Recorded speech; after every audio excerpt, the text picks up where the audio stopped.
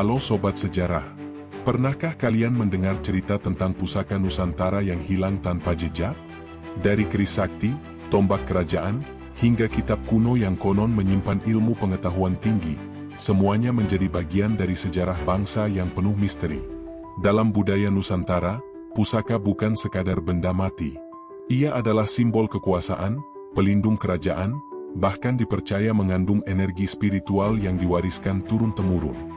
Tidak heran, banyak raja, sultan, hingga tokoh perlawanan selalu memiliki pusaka yang menjadi lambang keagungan mereka. Namun, yang membuatnya semakin menarik adalah kenyataan bahwa banyak pusaka tersebut kini raib, hilang entah kemana. Ada yang diduga dibawa penjajah, disembunyikan untuk melindungi rahasia, bahkan ada pula yang dipercaya menghilang dengan sendirinya. Bayangkan, jika pusaka-pusaka itu masih ada, betapa besar nilai sejarah dan budayanya bagi Indonesia. Tidak hanya sebagai warisan benda, tetapi juga sebagai kunci untuk memahami cara hidup, keyakinan, hingga strategi politik para leluhur kita. Pusaka adalah saksi bisu yang menyimpan cerita tentang jatuh bangunnya Kerajaan Besar Nusantara. Di video ini, kita akan menelusuri jejak pusaka Nusantara yang hilang, satu persatu. Mulai dari keris Majapahit yang legendaris, tombak Mataram yang sakti, hingga naskah kuno yang pernah jadi pegangan para raja.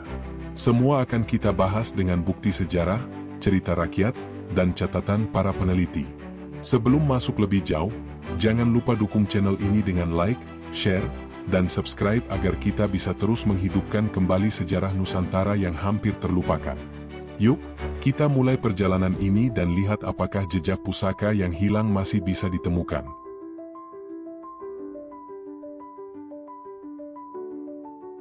Keris bukan hanya senjata. Di Nusantara, ia adalah simbol status, identitas, dan bahkan dianggap memiliki roh penjaga. Dua keris paling legendaris yang sering disebut dalam sejarah Jawa adalah Kiai Sengkelat dan Kiai Nagasasra. Keduanya tidak hanya dikenal karena bentuknya yang indah, tetapi juga karena aura mistis dan kisah sejarah yang menyertainya. Kiai Nagasasra, menurut catatan Babat Jawa, adalah keris pusaka milik Kerajaan Majapahit pada masa kejayaan Hayam Wuruk. Nama Nagasasra berarti, naga bersisik seribu, merujuk pada lekukan bilahnya yang rumit, dipercaya melambangkan kekuasaan yang tak tergoyahkan. Keris ini disebut-sebut sebagai pusaka sakti yang menjadi lambang legitimasi Raja Majapahit. Sayangnya, sejak keruntuhan Majapahit, keberadaan Kiai Nagasasra menjadi misteri. Sebagian catatan menyebut keris ini dibawa ke Demak, lalu ke Mataram, namun tidak ada bukti nyata hingga kini. Sementara itu, Kiai Sengkelat juga tak kalah melegenda. Keris ini dikenal sebagai karya Empu Supo, seorang pembuat keris sakti pada abad ke-16. Konon, Kiai Sengkelat memiliki lekukan unik yang dianggap menyimpan makna spiritual, kesabaran, keteguhan, dan kekuatan untuk menghadapi musuh. Dalam catatan lisan, keris ini sempat digunakan oleh Panembahan Senopati, pendiri Mataram Islam. Namun, seperti Kiai Nagasasra, pusaka ini pun raib ditelan sejarah.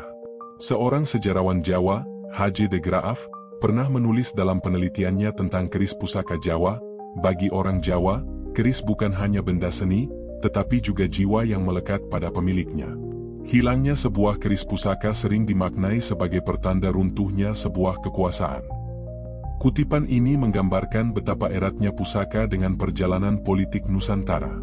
Dari sisi bukti, memang tidak ada keris yang bisa dipastikan sebagai Kiai Sengkelat atau Kiai Nagasasra. Namun, beberapa keris kuno di museum, seperti di Museum Nasional Jakarta dan Museum Keraton Yogyakarta, memiliki ciri-ciri serupa. Meski begitu, pihak keraton sendiri tidak pernah mengonfirmasi secara resmi. Ada dugaan bahwa keris-keris tersebut memang disimpan rapat sebagai bagian dari pusaka keraton yang tidak boleh sembarangan dipamerkan. Cerita rakyat juga memperkuat misteri ini.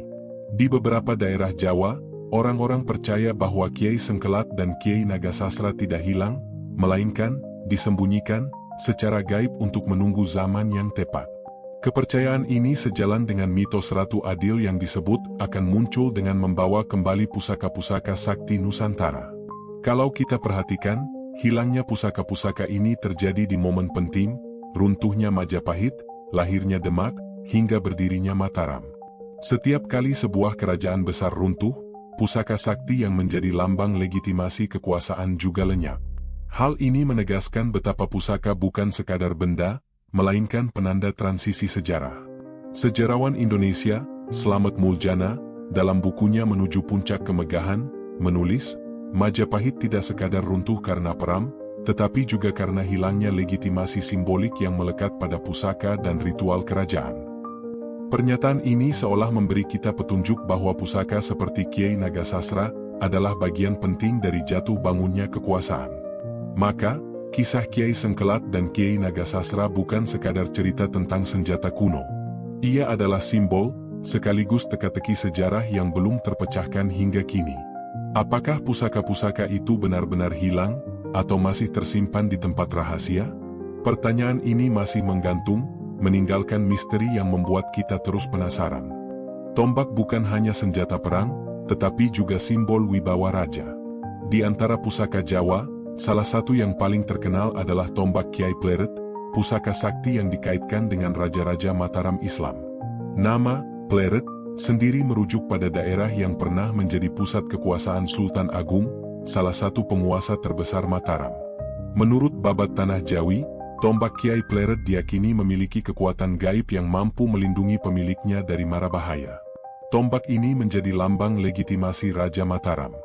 Bahkan ada kepercayaan, selama tombak itu masih berada di keraton, kerajaan akan tetap kokoh berdiri. Namun, ketika pusaka itu hilang, keruntuhan kekuasaan hanya tinggal menunggu waktu. Cerita mengenai Kiai Pleret semakin menarik saat kita menghubungkannya dengan peristiwa sejarah. Setelah wafatnya Sultan Agung pada 1645, Mataram mulai melemah.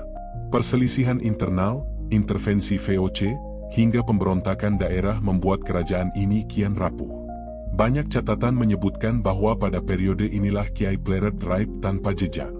Beberapa versi menyatakan tombak tersebut dibawa lari saat istana Pleret diserang Trunojoyo pada abad ke-17. Ada juga yang berpendapat bahwa pusaka ini disembunyikan oleh abdi dalam keraton agar tidak jatuh ke tangan musuh. Hingga kini, keberadaan Kiai Pleret masih misterius. Tidak ada catatan resmi di keraton Yogyakarta maupun Surakarta yang menyebutkan keberadaannya. Sejarawan Belanda, H.J. de Graaf, dalam penelitiannya tentang pemberontakan Trunojoyo, menulis, hilangnya pusaka-pusaka keraton, termasuk tombak sakti, menjadi tanda pudarnya wibawa Mataram. Bagi rakyat Jawa, hilangnya benda keramat sama dengan runtuhnya kekuasaan raja. Kutipan ini memperkuat keyakinan bahwa Kiai Pleret bukan sekadar senjata, tetapi simbol kelangsungan dinasti. Ada bukti fisik yang dianggap berkaitan dengan pusaka ini. Di Museum Keraton Yogyakarta tersimpan beberapa tombak tua yang diberi nama pusaka keraton. Namun, pihak keraton tidak pernah secara terbuka menyebut salah satunya sebagai Kiai Pleret. Hal ini menimbulkan dugaan bahwa tombak itu memang tidak lagi ada, atau disimpan di tempat yang sangat rahasia. Cerita rakyat setempat juga punya versinya sendiri. Di Pleret, Bantul, ada kepercayaan bahwa tombak pusaka itu ditelan bumi ketika keraton diserang, dan suatu hari akan muncul kembali ketika Nusantara membutuhkan pemimpin sejati. Kepercayaan ini sering dikaitkan dengan mitos Ratu Adil, tokoh mesianik yang akan datang membawa kembali kejayaan. Sejarawan Indonesia, M.C. Ricklefs, dalam Sejarah Indonesia Modern, menegaskan, mitos tentang pusaka adalah cerminan kepercayaan masyarakat Jawa terhadap hubungan antara dunia nyata dan dunia gaib. Hilangnya pusaka berarti hilangnya legitimasi spiritual seorang raja. Dengan kata lain, misteri Kiai Pleret tidak bisa dipisahkan dari jatuh bangunnya politik Jawa. Jika kita telusuri lebih dalam, hilangnya Kiai Pleret terjadi pada masa transisi penting, keruntuhan Istana Pleret dan munculnya pusat kekuasaan baru di Kartasura. Seolah-olah pusaka itu memang menghilang untuk menandai berakhirnya satu era dan membuka jalan bagi era baru. Bagi sebagian orang, kisah ini adalah mitos belaka. Namun bagi masyarakat Jawa, Kiai Pleret adalah bagian dari sejarah spiritual yang nyata. Dan misteri keberadaannya hingga kini membuat banyak orang percaya bahwa pusaka itu tidak benar-benar hilang, melainkan hanya menunggu saatnya kembali. Kerajaan Pajajaran adalah salah satu kerajaan besar di tanah Sunda, dengan pusatnya di Pakuan, Bogor. Di balik kisah kejayaannya, ada legenda tentang pusaka kerajaan yang hilang seiring runtuhnya Pajajaran pada abad ke-16. Salah satu yang paling sering disebut adalah mahkota Pajajaran, pusaka agung yang dipercaya menjadi simbol kekuasaan Prabu Siliwangi dan para penerusnya. Mahkota ini, menurut tradisi lisan Sunda, bukan sekadar perhiasan raja. Ia diyakini menyimpan wibawa dan legitimasi kerajaan. Ada cerita yang mengatakan, siapapun yang mengenakan mahkota ini dengan tidak layak akan terkena kutukan. Sayangnya, setelah Pajajaran ditaklukkan oleh Kesultanan Banten pada tahun 1579, jejak mahkota tersebut hilang tanpa bekas. Beberapa sumber sejarah mencatat bahwa saat pasukan Maulana Yusuf dari Banten menyerang Pakuan, banyak pusaka kerajaan yang dirampas atau dihancurkan. Namun, tidak ada catatan pasti tentang keberadaan mahkota Pajajaran. Sejarawan Saleh Danasasmita dalam riwayat Pajajaran menulis, Pajajaran runtuh tidak hanya kehilangan keraton, tetapi juga pusaka-pusaka yang menjadi simbol wibawa. Hilangnya mahkota adalah pertanda berakhirnya era kerajaan Sunda. Selain mahkota, nama Prabu Siliwangi sendiri lekat dengan berbagai pusaka lain. Legenda rakyat menyebutkan bahwa beliau memiliki keris, tombak, dan benda sakti yang menjadi perlindungan kerajaan. Salah satu kisah populer adalah ketika Prabu Siliwangi, moksa, atau lenyap bersama prajuritnya di hutan Sancang, meninggalkan jejak pusaka yang tak pernah ditemukan. Sampai hari ini, banyak peziarah datang ke hutan Sancang untuk mencari jejak peninggalan Siliwangi. Dari segi bukti fisik, memang tidak ada artefak yang bisa dipastikan sebagai mahkota Pajajaran. Namun, ada catatan kolonial Belanda yang menyebut beberapa benda pusaka Sunda dibawa ke Batavia, dan sebagian besar raib ketika gudang VOC terbakar pada abad ke-17. Apakah mahkota itu ikut hilang dalam peristiwa tersebut? Misterinya masih belum terjawab. Masyarakat Sunda sendiri memiliki keyakinan bahwa pusaka Prabu Siliwangi tidak pernah benar-benar hilang. Dalam kepercayaan tradisional, pusaka itu disembunyikan secara gaib dan hanya akan muncul kembali ketika tanah Sunda menemukan pemimpin sejatinya. Keyakinan ini berkaitan erat dengan mitos Sang Ratu Adil yang dipercaya akan bangkit membawa kembali kejayaan Sunda. Sejarawan modern, Adeng Kosasih, pernah menulis, pusaka adalah simbol memori kolektif. Hilangnya pusaka Pajajaran bukan sekadar lenyapnya benda, tetapi juga bagian dari trauma sejarah rakyat Sunda atas runtuhnya kerajaannya. Dengan kata lain, misteri mahkota dan pusaka Prabu Siliwangi adalah cermin dari hilangnya kekuasaan, tetapi sekaligus menjadi harapan akan kebangkitan. Hingga kini, banyak orang yang mengaitkan berbagai benda pusaka di museum maupun keraton dengan warisan Pajajaran. Namun, tidak ada bukti kuat yang bisa memastikan salah satunya adalah mahkota Pajajaran. Seolah-olah mahkota itu benar-benar hilang dari catatan sejarah, menyisakan legenda yang terus hidup dalam cerita rakyat. Kisah hilangnya mahkota Pajajaran dan pusaka Prabu Siliwangi membuat kita bertanya, apakah benda-benda itu memang raib, atau sebenarnya disimpan di tempat rahasia yang hanya diketahui segelintir orang?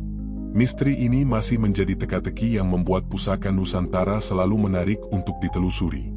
Sultan Hasanuddin, Raja Gowa ke-16, dijuluki ayam jantan dari timur oleh Belanda karena keberaniannya melawan VOC di abad ke-17.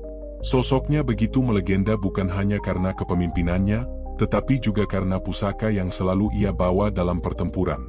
Sebuah pedang sakti yang kini keberadaannya menjadi misteri.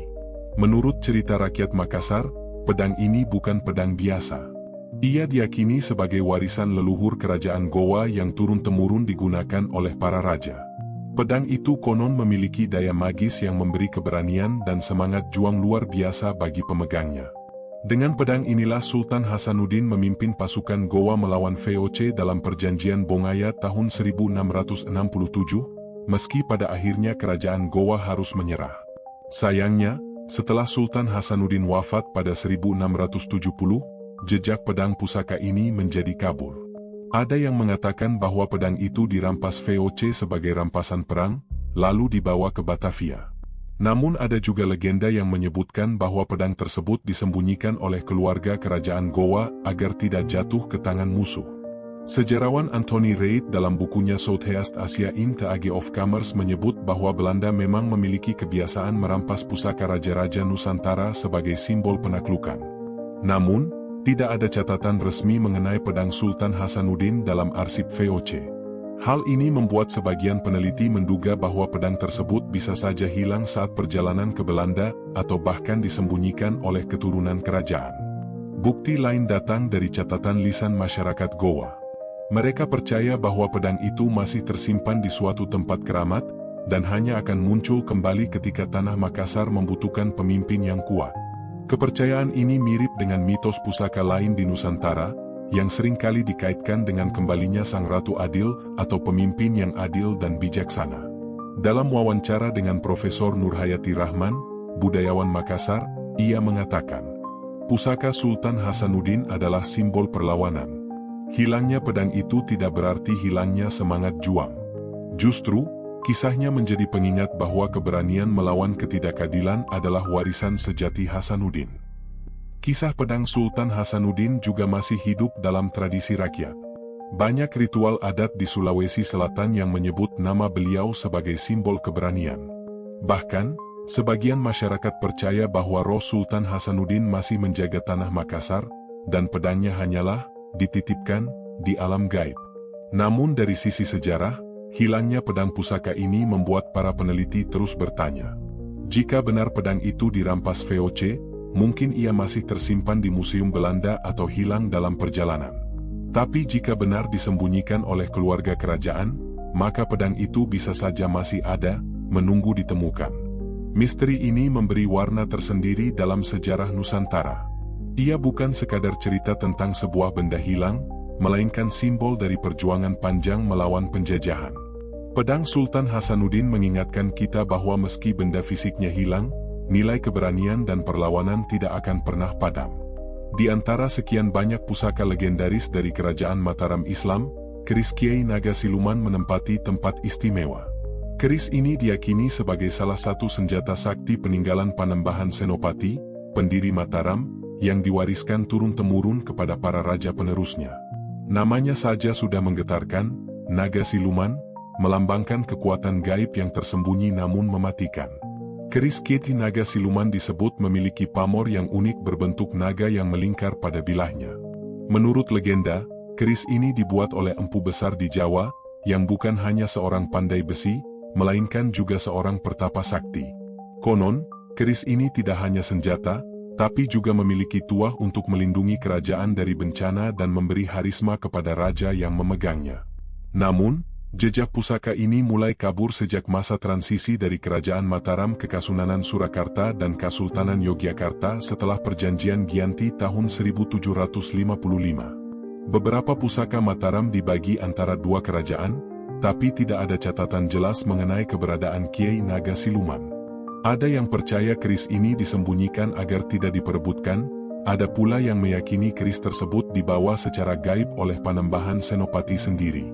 Sejarawan Dr. H.J. de Graaf dalam kajiannya tentang sejarah Mataram menulis, pusaka dalam kerajaan Jawa bukan hanya benda, melainkan simbol legitimasi. Hilangnya sebuah pusaka seringkali ditutupi dengan mitos gaib, karena mengakui kehilangan pusaka berarti mengakui rapuhnya legitimasi kekuasaan. Hal ini bisa menjelaskan mengapa cerita mengenai Kiai Naga Siluman begitu samar dan penuh misteri. Bukti fisik mengenai keris ini memang sulit ditemukan. Beberapa keraton Jawa menyimpan keris-keris kuno dengan pamor naga, tapi tidak ada yang berani memastikan salah satunya adalah Kiai Naga Siluman. Bahkan, sebagian punggawa keraton percaya bahwa keris itu, ngalui, atau pergi sendiri ke alam gaib, mengikuti tuannya. Cerita rakyat juga menyebut bahwa keris ini memiliki sifat angker.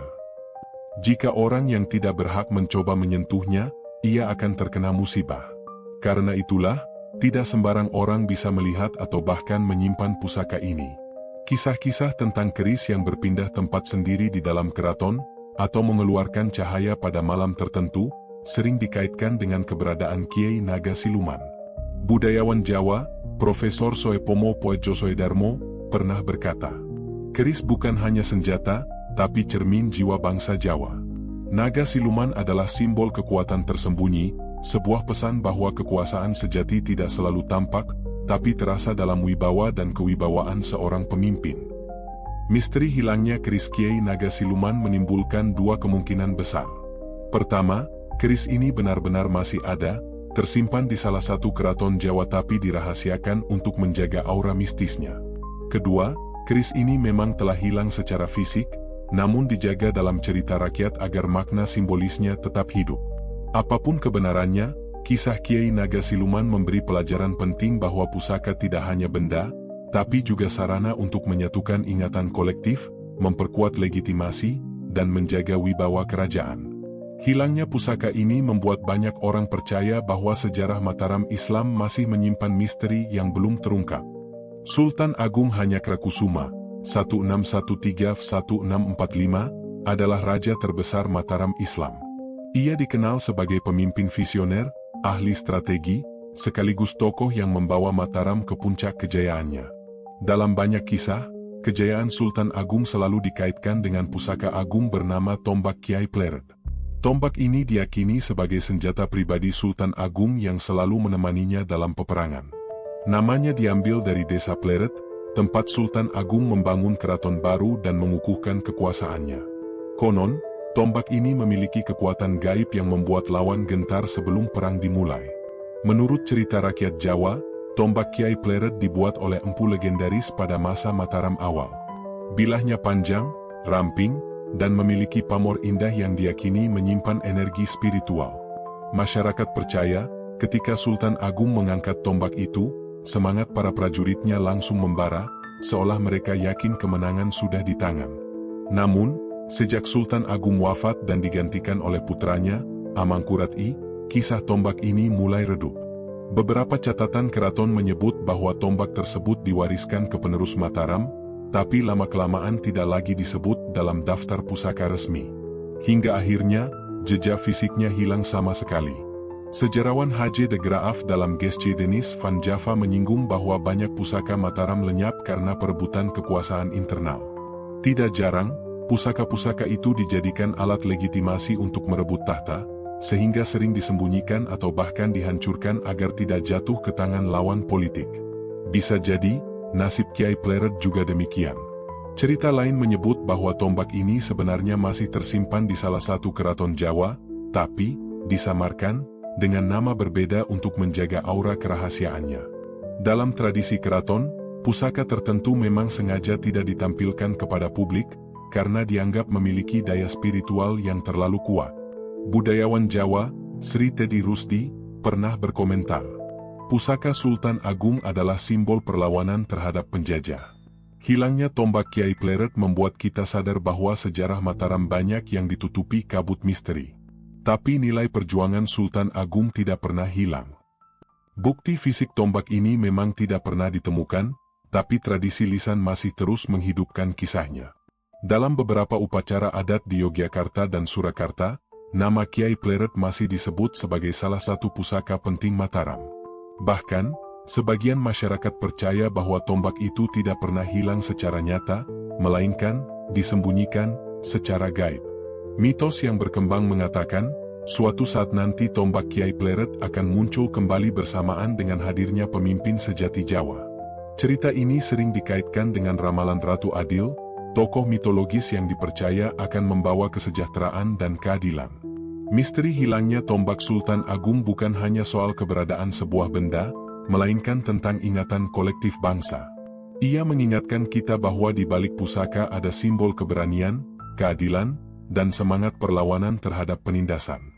Majapahit, kerajaan besar yang berdiri pada abad ke-13 hingga ke-15, dikenal sebagai salah satu pusat peradaban terbesar di Asia Tenggara. Di balik kisah kejayaannya, ada banyak legenda mengenai pusaka kerajaan yang hilang. Salah satu yang paling misterius adalah perisai emas Majapahit, sebuah pusaka agung yang disebut-sebut menjadi lambang kejayaan sekaligus pelindung kerajaan. Menurut tradisi lisan, perisai emas ini bukan sekadar perlengkapan perang. Permukaan perisai dihiasi ukiran simbol-simbol kosmologis, termasuk bunga teratai, naga, dan lambang matahari, yang melambangkan kekuasaan Majapahit atas 4 penjuru dunia. Emas yang digunakan diyakini bukan hanya logam mulia biasa, melainkan emas pilihan yang dipadukan dengan teknik metalurgi tinggi yang dimiliki pandai besi Majapahit. Cerita yang beredar menyebut perisai ini digunakan dalam upacara kebesaran kerajaan, terutama saat penobatan raja atau peringatan besar. Saat perisai itu diangkat di hadapan rakyat, dianggap sebagai pertanda bahwa dewa-dewa melindungi Majapahit. Namun, setelah Majapahit mulai melemah pada abad ke-15, jejak perisai emas menghilang. Ketika kerajaan ini benar-benar runtuh, banyak pusaka Majapahit dibawa kabur, dijarah, atau disembunyikan. Tidak ada catatan sejarah yang pasti mengenai keberadaan perisai ini setelah keruntuhan kerajaan. Sejarawan Dr. Slamet Muljana dalam Nagarakretagama dan tafsir sejarahnya menulis, Majapahit tidak hanya kehilangan wilayahnya, tetapi juga simbol-simbol kejayaannya. Hilangnya pusaka adalah bagian dari runtuhnya legitimasi dan memori kolektif yang menyatukan rakyat. Bukti fisik tentang perisai ini memang sulit ditemukan. Di Trowulan, bekas ibu kota Majapahit, banyak artefak dari logam ditemukan, termasuk perhiasan, senjata, dan patung emas. Namun, tidak ada yang bisa dipastikan sebagai bagian dari perisai emas. Beberapa ahli menduga perisai ini mungkin dilebur menjadi emas batangan setelah keruntuhan Majapahit, sementara yang lain percaya bahwa ia disembunyikan oleh loyalis kerajaan untuk melindungi warisan leluhur. Cerita rakyat di Jawa Timur masih menyimpan ingatan tentang pusaka ini. Dalam beberapa kisah, perisai emas disebut-sebut berada di dasar Sungai Brantas, terbawa arus saat Majapahit diserang. Ada pula versi yang mengatakan bahwa perisai itu hilang secara gaib, kembali ke alam para dewa untuk menunggu kebangkitan Majapahit. Budayawan Moejanto menambahkan dalam penelitiannya, pusaka Majapahit adalah lambang legitimasi politik. Hilangnya perisai emas adalah simbol lenyapnya pusat kekuasaan yang pernah menguasai Nusantara. Bagi masyarakat Jawa, legenda pusaka Majapahit tidak pernah benar-benar mati. Perisai emas tetap hidup sebagai simbol harapan. Dalam beberapa diskusi budaya, disebut bahwa jika pusaka itu ditemukan kembali, ia akan menjadi pertanda kebangkitan spiritual dan budaya bangsa Indonesia. Misteri perisai emas Majapahit menyisakan tanda tanya besar. Apakah ia masih ada, tersembunyi di suatu tempat, atau sudah lenyap tanpa jejak? Yang jelas, kisahnya membuat kita sadar bahwa benda-benda pusaka tidak hanya soal fisik, melainkan tentang memori, legitimasi, dan jati diri bangsa. Sunan Kalijaga, salah satu anggota Wali Songo, dikenal sebagai tokoh yang bijak dalam menyebarkan Islam di tanah Jawa. Ia menggunakan pendekatan budaya agar ajaran baru mudah diterima masyarakat. Salah satu peninggalan yang paling terkenal dari Sunan Kalijaga adalah gamelan sekaten, seperangkat gamelan sakral yang digunakan untuk syiar agama sekaligus perayaan besar di keraton. Menurut cerita, Sunan Kalijaga menciptakan gamelan khusus yang hanya dimainkan saat acara sekaten, yakni peringatan Maulid Nabi Muhammad SAW. Nada dan iramanya dirancang sedemikian rupa sehingga menarik hati masyarakat Jawa, yang kala itu masih kental dengan budaya Hindu-Buddha. Melalui musik gamelan ini, Sunan Kalijaga mengajarkan nilai Islam tanpa memutus tradisi lokal. Namun, kisah gamelan sekaten tidak sesederhana itu. Dari catatan sejarah, ada dua perangkat gamelan sekaten yang masih ada hingga kini, Kiai Guntur Madu dan Kiai Nogowilogo di Keraton Yogyakarta, serta Kiai Guntur Sari dan Kiai Guntur Madu di Keraton Surakarta. Akan tetapi, banyak ahli budaya meyakini bahwa yang asli ciptaan Sunan Kalijaga telah hilang, sementara gamelan yang ada sekarang adalah replikanya. Sejarawan musik Jawa, Sumarsam, dalam bukunya Gamelan, Cultural Interaction and Musical Development in Central Java, menulis, gamelan sekaten adalah medium dakwah sekaligus pusaka politik. Hilangnya gamelan asli menandakan adanya transformasi budaya, di mana nilai yang dikandung lebih penting daripada benda itu sendiri. Bukti tentang gamelan asli memang kabur. Beberapa catatan abad ke-18 menyebut bahwa gamelan ciptaan Sunan Kalijaga rusak parah akibat usia, lalu diperbarui oleh para empu gamelan di keraton.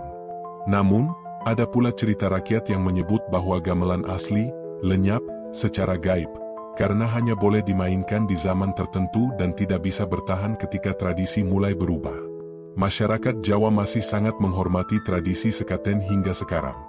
Setiap kali gamelan itu dibunyikan dalam upacara maulid, ribuan orang datang untuk menyaksikan, sekaligus merasakan aura spiritualnya. Sebagian percaya bahwa gamelan tersebut memiliki daya mistis. Misalnya, jika gamelan dimainkan dengan tidak benar atau tanpa restu keraton, dipercaya akan mendatangkan malapetaka.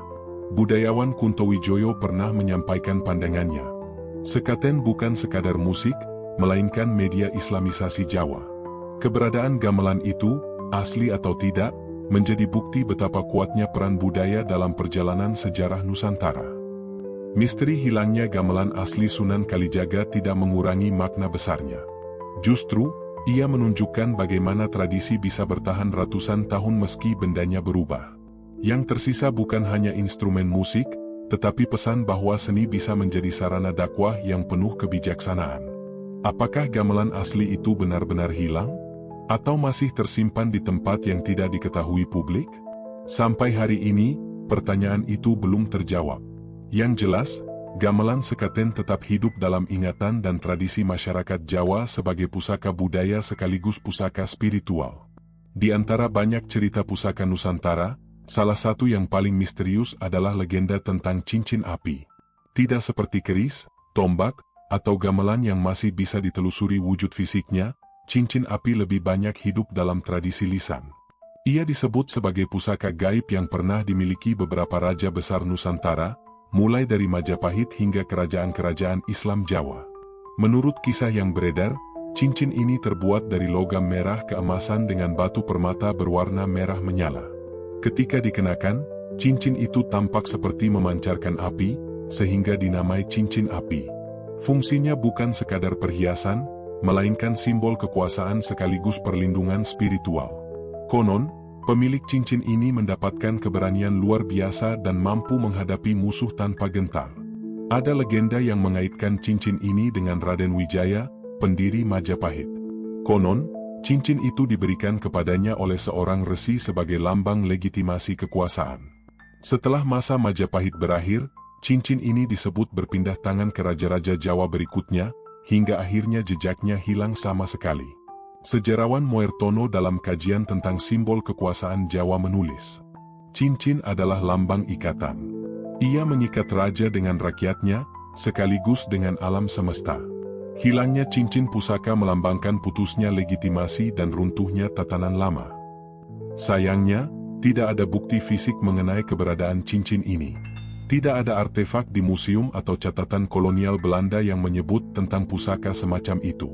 Hal inilah yang membuat sebagian peneliti menganggap cincin api hanyalah mitos. Namun, cerita rakyat Jawa memberikan versi lain. Ada yang percaya cincin ini tidak pernah benar-benar hilang, melainkan ditarik kembali ke alam gaib. Ia hanya akan muncul ketika Nusantara membutuhkan pemimpin sejati yang akan membawa keadilan. Cerita ini sering dikaitkan dengan mitos Ratu Adil, sosok mesianis dalam ramalan Jawa yang diyakini akan bangkit di masa sulit. Beberapa orang tua di pedesaan Jawa masih bercerita bahwa cincin itu pernah terlihat dalam mimpi para leluhur, menyala seperti api di jari seorang raja. Bahkan, ada pula kisah bahwa cincin itu tersimpan di dalam Gunung Keramat, dijaga oleh makhluk halus hingga saatnya tiba untuk diberikan pada pemimpin yang berhak. Budayawan Ki Juru Kunci Imogiri, dalam sebuah wawancara, pernah mengatakan, cincin api bukan soal benda, tapi tentang harapan. Ia simbol bahwa selalu ada pemimpin yang akan lahir untuk membawa keadilan. Apakah bendanya nyata atau tidak, itu urusan lain. Yang penting, pesan moralnya hidup. Misteri cincin api menunjukkan betapa pusaka Nusantara tidak hanya dipandang sebagai benda, tetapi juga sebagai simbol spiritual dan politik. Hilangnya cincin ini membuat kita bertanya-tanya, apakah ia benar-benar ada, atau hanya sebuah mitos yang diciptakan untuk menjaga semangat rakyat? Apapun jawabannya, legenda cincin api menegaskan bahwa pusaka bukan hanya soal warisan fisik, melainkan juga warisan nilai. Nilai keberanian, keadilan, dan harapan akan kebangkitan bangsa, yang hingga kini masih relevan. Menurut kalian, bagaimana? Apakah pusaka ini memang nyata dan sengaja disembunyikan, atau hanya mitos yang diwariskan untuk memberi semangat pada generasi berikutnya? Yuk, tuliskan pendapat kalian di kolom komentar, karena setiap sudut pandang bisa membuka wawasan baru. Jangan lupa juga untuk dukung channel ini dengan like, share, dan subscribe agar kita bisa terus menyingkap misteri sejarah Nusantara bersama. Dan tentu saja, perjalanan kita belum selesai. Karena di part 2 nanti, kita akan membahas pusaka lain yang benar-benar tercatat dalam sejarah, tapi kini hilang tanpa jejak. Penasaran pusaka apa itu? Jangan sampai ketinggalan.